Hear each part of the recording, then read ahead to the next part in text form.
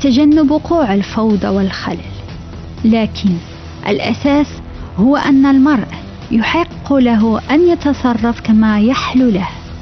وهكذا فإن وهم الحرية هو أهم عند الناس من الحقيقة الفعلية، ولكن هذا النجاح المؤقت هو غير كافي يكون لديهم حياة كاملة ذات معنى.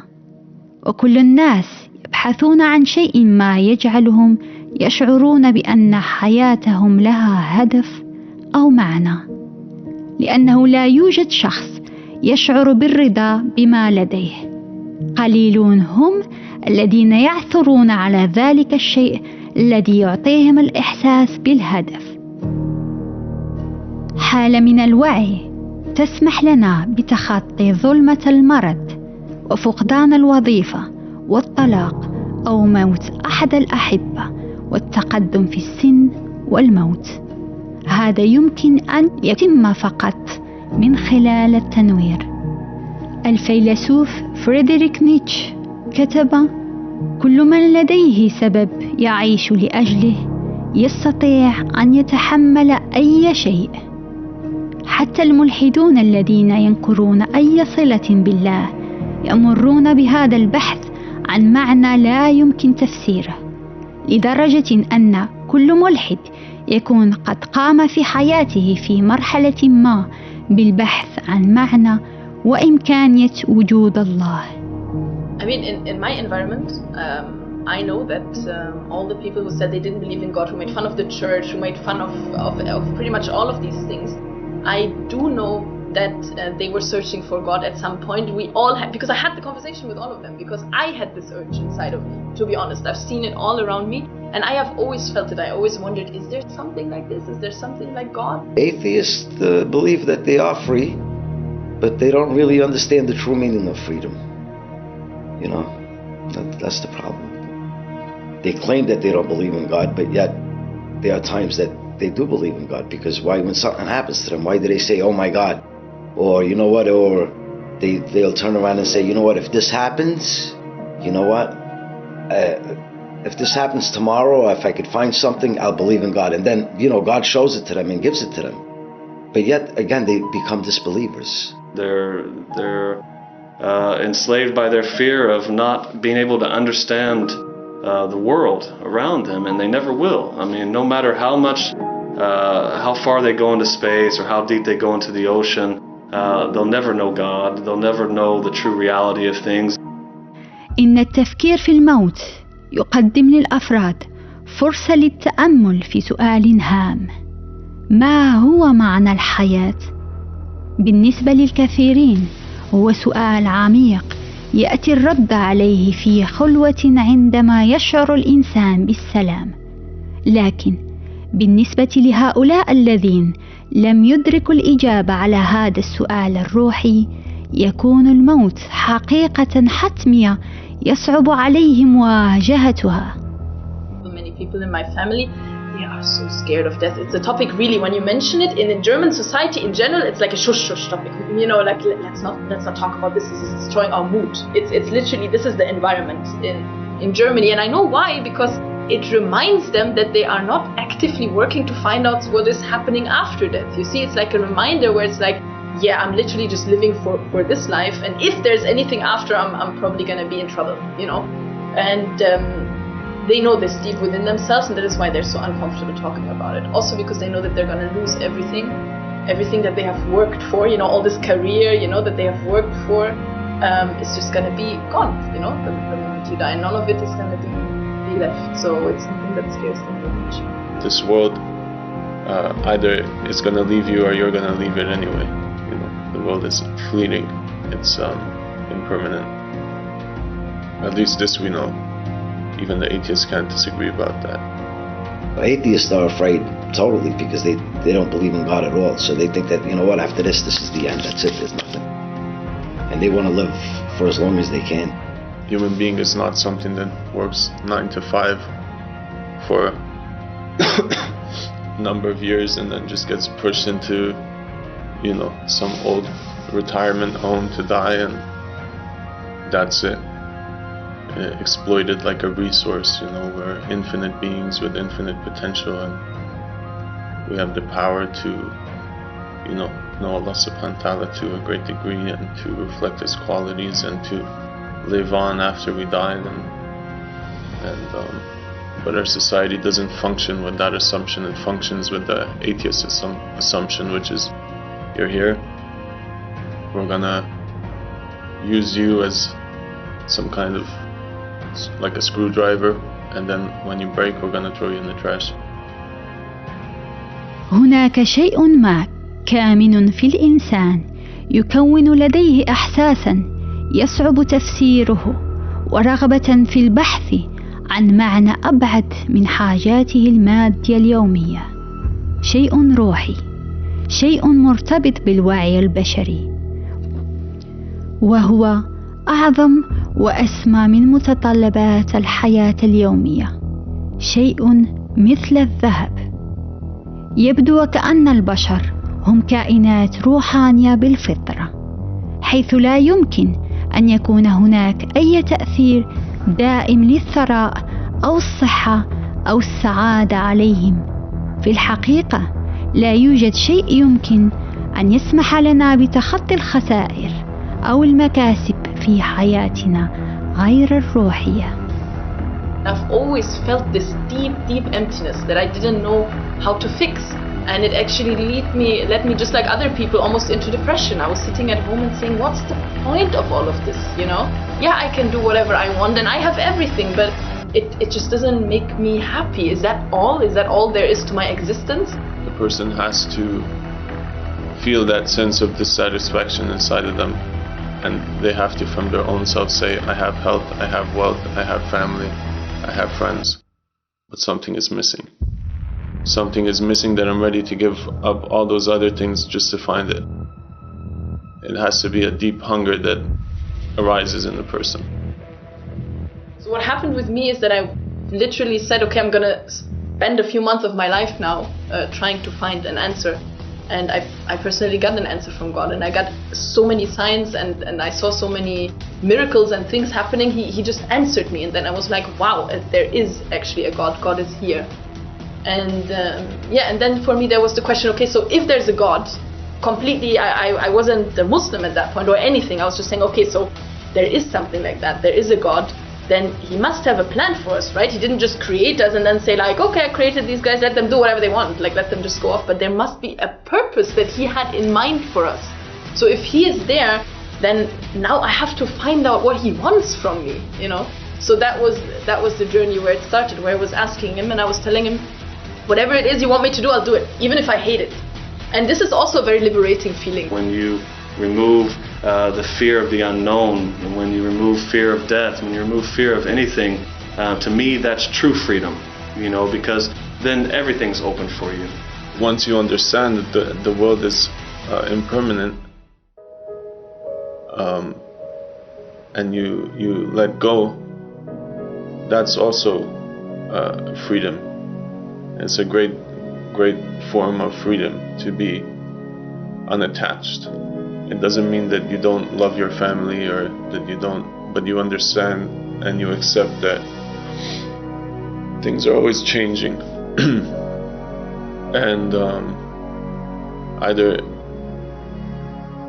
even if they don't, you're gonna die one day and you're gonna leave, and you're gonna have to let go of everything. So there's a sweetness in letting go.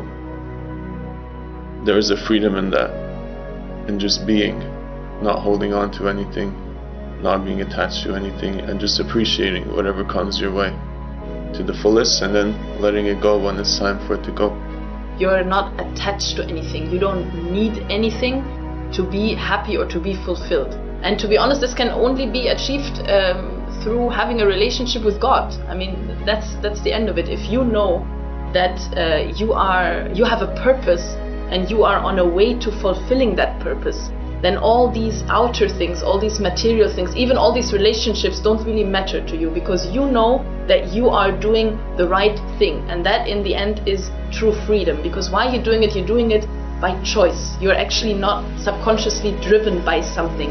It's not like somebody else or somebody from outside is telling you, you have to do this, you have to get this, and then you're going to be free. Then you're going to be happy. But it's actually something that you choose to dedicate your life to. And then if you live that consequently and you're doing it out of your own free will, then that would be true freedom to me. And in that sense, nothing can really subconsciously drive you. I think one of the main problems here is this subconscious drive for something. If you're rid of that, that would mean true freedom for me, because that would mean that you're actually in a state of, I mean, the Buddhists would say the state of Zen, you know, where nothing can touch you. They said that the Buddha was sitting under a tree, and if there was a beautiful woman in front of him, it didn't make a difference, and if there was a fire in front of him and hell, it wouldn't make a difference. He was just sitting there, and he was just in the moment, you know, he would just be. And I mean, this is true freedom, right? When nothing that's outside of you can affect you, nothing can change you, nothing can make you scared, and also nothing can like make you acceleratedly happy, because this is just gonna last for a moment and then it's gonna go. But you know that everything is transient in this world, and you're kind of just the silent present in the back that's experiencing all of it, and good and bad, you're just looking at it from the outside and you're just neutral to it, and you're just experiencing this path of life, you know. And that for me would be a life of true freedom. The biggest thing is the fear of reputation, you know, fear of things you don't want, you know, fear of you know, death, fear of imprisonment, fear of and once you can clear all that out to where nothing matters, like it really, but not like in a depressed way, you know what I mean, like really like nothing truly matters, like you're happy and you go with anything, then you're free. الإنسانية في بحثها عن الحرية تبحث في النهاية عن الله، ولكن لماذا يقودنا البحث عن هذه الحرية المحدودة إلى الالتزام بالقوانين التي هي في حد ذاتها نوع من التقييد؟ كل إنسان يوافق على أنه لو شكل تصرف شخص ما خطر على حياة الآخرين، فإن القانون يجب أن يكبح حريته. بعد الاعتراف بحقيقة أن القانون له الحق في الحد من الحريات التي تسبب أذى للآخرين، يطرح هذا السؤال نفسه: هل نقيد حرية إنسان ما إذا ما عرضت حريته المصالح المادية للآخرين للضرر وسببت خسائر مادية لهم؟ أو أنه عند سن القوانين يجب أن تؤخذ الأمور الروحانية للإنسان أيضا في عين الاعتبار؟ الحرية ليست أن يكون للإنسان الحق في أن يفعل ما يشاء، ولكن الإرادة في أن يفعل الصواب. الحرية الحقيقية لا تفرض على أي شخص، ولا تسبب أي أذى أو مشقة، ولا تؤذي أحد. إن السعي وراء الحرية الحقيقية سيدفعك إلى العمل على جزء ما في حياتك، ولأجل ذلك فإن نوع من الإرشاد أو القوانين يعد شيئا ضروريا تماما كما أن الإرشاد ضروري في نواحي الحياة الأخرى الهامة. على سبيل المثال، الحرية تكون محدودة عندما تسبب تهديدا لحياة وصحة وممتلكات الإنسان. ولذلك لو أن القانون يقول أن الصحة شيء ضروري وأن الماء يجب أن لا يلوث، فإن هذا الحد من الحرية يعتبر مقبولا من أجل سلامة الأفراد. وبالمثل في حالة حدوث تهديد للتناغم العام والقيم الروحية للناس أو إفساد للروح الإنسانية، فإنه لا بد من وضع قوانين تمنع ذلك. من المنظور الروحاني يتجه الإنسان نحو القدسية، نحو الحرية الحقيقية، وأي قانون أو أي قيود إلهية تمهد الطريق إلى ذلك وتزيل العقبات التي في طريقه. هذه القيود الإلهية تعتبر أساسية في تشكيل الشخصية لتمكنها من الوصول إلى إمكانيتها الكاملة. Sometimes you have to put certain outer restraints and rules on you to change something inside of you that is chaining you inside. Because these, for example, the hijab is a very simple example. So you put that on you to free yourself from what? To free yourself from this constant inner drive of looking beautiful and impressing other people with your beauty. That is such a prison in the mind of women themselves. So for me, I understood that if I listen to my God, who's like a father, who knows me better than myself, like I think I know myself, and I think that I know I'll be happy if I put a ton of makeup on my face. And I noticed I'm actually not happy, you know, but I didn't know a solution for it. So I kind of listened to my father. I kind of went into this experiment and said, you know what, if there's a God and he knows me better and he tells me do that, then maybe I would actually become happy. And that's literally what happened. It freed me from a huge load of constantly wanting to impress when you're outside. You know, it gives you an inner freedom, you know. Just do it and you feel that there's a change. And this is just one example. This is just the hijab example. But it's like this in all areas of life. Sometimes you have to put an outer restraint on yourself to gain inner freedom. And that's the whole point of religion. And then, of course, there's this idea of the stick. So these rules are like a stick and we're like a plant. And we need the stick to grow and to free ourselves inside and develop like true morality from inside and true love for God. And then you might be able to take the stick away and we can still stand. Like we can, this is the idea of enlightenment, of then inner freedom. You know, when you've really, really went on this journey and you've developed this inner morality, then all these outer restraints are not important anymore. But what really matters, it's inside of you now. It's ingrained in you. وكما قال الفيلسوف الفرنسي بيير شاردان: نحن لسنا كائنات بشرية تمر بتجربة روحية، وإنما نحن كائنات روحية تمر بتجربة إنسانية. بمعنى آخر، إن هدف الحياة هو الوصول إلى النورانية الروحية، فهي الشيء الوحيد الذي يعطي معنى للحياة. والروحية تعني القدسية، والقدسية هي الله. وبالتالي فإن الله لا غنى عنه في الحياة، والدين هو سمة في كل المجتمعات البشرية تقر بأن الإنسان يميل بطبعه إلى الله.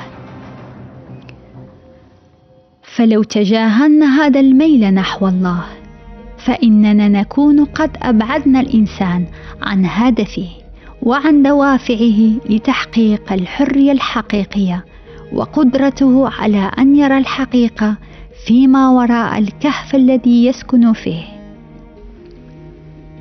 مثل هذا الشخص ليس لديه أي خيار سوى أن يعيش حياة الامتثال التي قدرت له. وعلى الرغم من أن الحرية متاحة للبشر، إلا أنها ليست من المسلمات، بل هي شيء على الإنسان أن يسعى للوصول إليه، ومن خلالها يستطيع أن يصل إلى الإجابة على سؤاله الأبدي عن معنى الحياة. فكرة الحرية الحقيقية ليست مجرد وهم، بل هي حقيقة وصل إليها أفراد هم أعظم من سار على هذا الكوكب من البشر. فقد كانوا أكثر الأشخاص تنويرا في زمانهم، مثل بوذا عليه السلام، ومفكرين عظماء في العصور القديمة، والقديسيين والأنبياء والرسل. من خلال هذه الأمثلة أصبح نموذج الحرية الحقيقية واقعا ملموسا لدى الإنسانية. So freedom is something that belongs to the soul. It doesn't belong to most people, because since we're born, they're breaking us. They're breaking our spirit. You sit in the class 8 hours a day. You don't move. You can't play. You can't be curious. You can't have passion about anything. You just have to be a robot. They're trying to kill your spirit. Somebody who says, "Hell no, I'm not gonna be a robot. I'm not gonna be anything. I'm gonna live free. I'm gonna do what I believe is right. I'm gonna honor my spirit." And if you want to kill me, you can. Guess what? You can. You can kill my body, sure, but I'm going to be standing right there watching you kill my body, because there's something in me that will never die.